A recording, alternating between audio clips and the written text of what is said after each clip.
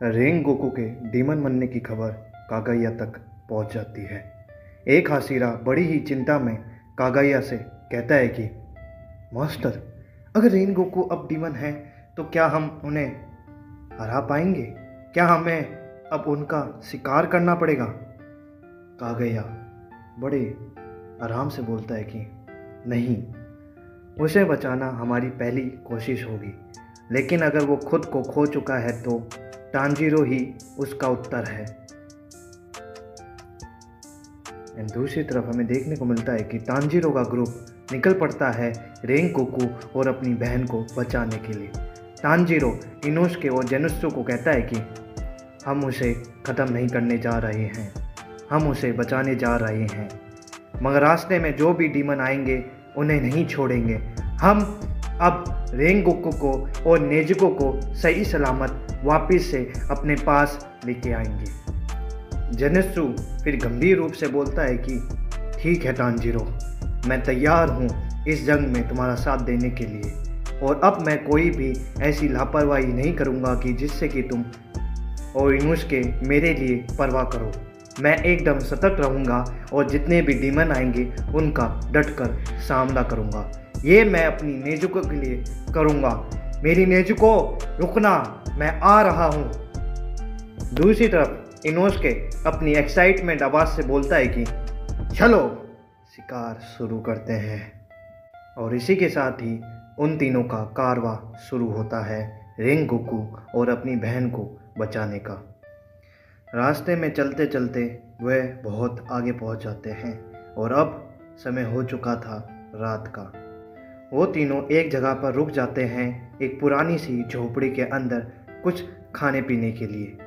मगर जैसे ही जेनुत्सु आग जलाता है तभी अचानक से तांजीरो को कुछ महसूस होता है एंड वो खड़ा होकर ध्यान से उस ऊर्जा को महसूस करने की कोशिश करता है जो कि उसे महसूस हो रही थी। एंड तभी अचानक से हमें देखने को मिलता है कि एक लंबा सा मास्क पहना हुआ डीमन, जिसकी पीठ पर ब्लैक फ्लेम्स जल रही थी, चुपके से उनके सामने आ जाता है। एंड तांजीरो अलर्ट में बोलता है कि तुम कौन हो? डार्क फ्लेम बड़ी ही धीमी और कोल्ड आवाज़ में बोलता है कि मैं वो हूँ जिसे रेंग गोकू ने अनजाने में जगा दिया, मगर अब मैं उसकी एकमात्र रुकावट बनूंगा। तुम उसे वापस नहीं मिल पाओगे कभी। तुम्हारी मौत की लूट अब अटकेगी यहाँ पर। एंड इसके बाद हमें देखने को मिलता है कि इनोसुके सीधा चार्ज कर देता है उस डार्क फ्लेम के ऊपर एंड बोलता है कि तेरे लिए तो मेरी तलवार ही काफ़ी है। एंड इसी बीच हमें देखने को मिलता है कि इनोसुके, जेनुत्सु और तांजीरो भी अपना अटैक अनलीश कर देते हैं डार्क फ्लेम के ऊपर। एंड हमें देखने को मिलता है कि वो तीनों उस डार्क फ्लेम के ऊपर एक साथ अटैक कर रहे होते हैं। एंड इसी के साथ ही फाइट शुरू हो जाती है।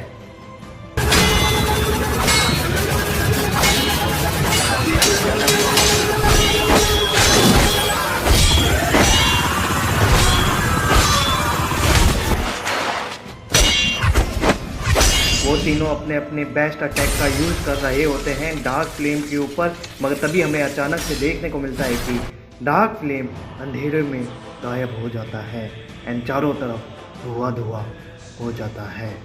वो उस धुएं की आड़ में पता नहीं कहाँ चला गया। और ये देखकर उन तीनों को कुछ समझ में नहीं आता है आखिर वो कौन था और क्यों आया था, और आखिर उसका रेंग गोकू से क्या कनेक्शन है। फिर तांजीरो हाफते हुए बोलता है कि उसने कहा कि उस रेंग गोकू ने उसे जगाया है। क्या रेंग गोकू के भीतर कुछ और भी छिपा है जो हम नहीं जानते हैं? इनोसुके गुस्से में बोलता है कि तांजीरो, मुझे नहीं पता है कि वो रेंग गोकू से क्या कनेक्शन रखता है, मगर वो एक डीमन है।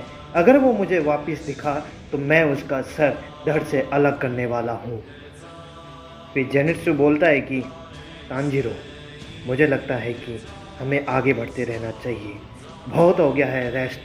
मगर हमें जल्द से जल्द आगे बढ़ना होगा, क्योंकि अगर हम आगे नहीं बढ़े तो मे भी हम नेजुको और रेंगोकू को नहीं पकड़ पाएंगे। तो प्लीज़ हम यहाँ से निकलते हैं और जल्द से जल्द उस जगह पर पहुँचते हैं जहाँ पर वो हैं।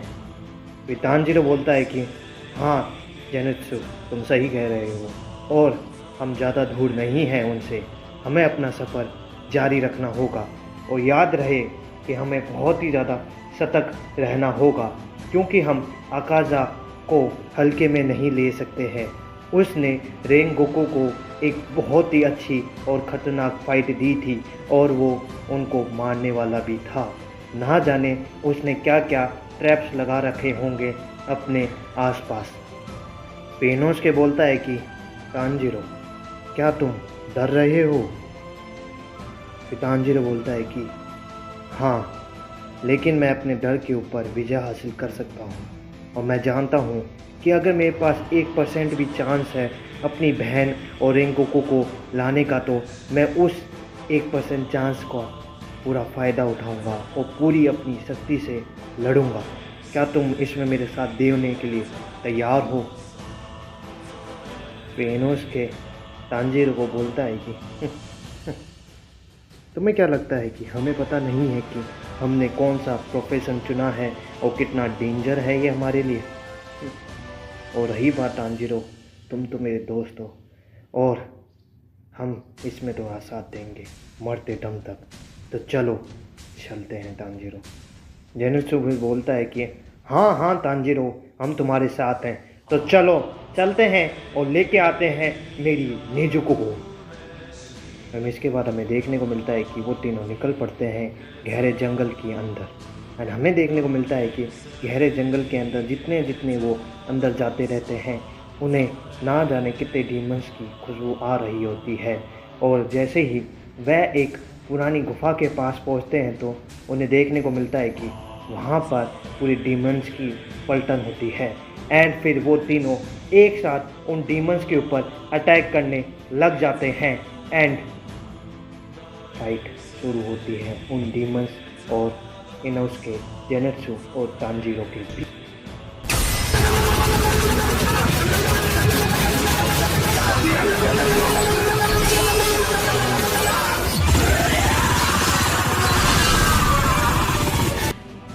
एंड उन डीमंस को हराने के बाद हमें देखने को मिलता है कि वो तीनों उस गुफा के अंदर चले जाते हैं। और जैसे ही वो उस गुफा के अंदर जाते हैं एंड देखते हैं कि उनके सामने एक काला सा कोट पहने हुए आदमी खड़ा हुआ होता है, जिसकी आंखें डीमन जैसी थी। एंड वो होता है उनका रेंगोकू। रेंगोकू फिर डी वॉइस के अंदर बोलता है कि तानजीरो, इनुस्के, जेनित्सु, यहाँ तक क्यों आए हो तुम? चले जाओ वापस। फिर तानजीरो आगे बढ़ता है एंड बोलता है, आपको वापस लेने आए हैं रेंगोकू सान, आप फ्लेम पिलर हैं, कोई डीमन नहीं।